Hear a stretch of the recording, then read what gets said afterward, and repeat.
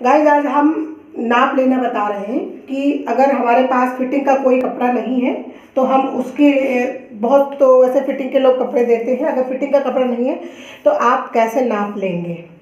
तो सबसे पहले हम क्या करेंगे, हमें जैसे कुर्ता बनाना है तो कुर्ते की नाप के लिए हमें सबसे पहले चेस्ट लेना होता है।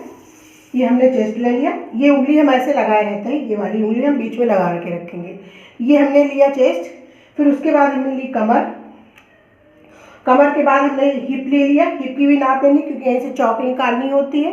तो किसी का पेट ज़्यादा होता है, किसी का कम होता है, तो इसलिए हिप की भी नाप लेनी बहुत ज़रूरी होती है।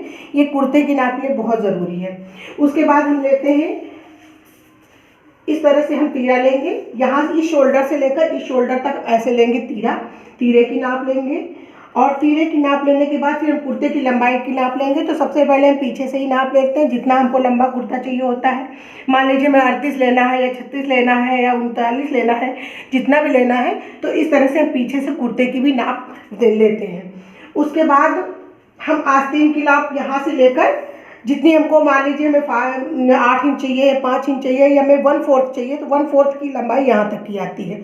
तो अगर कोई कहे तो 1/4 में हमारे आस्तीन आती है, ज़्यादातर 16 इंच की आती है।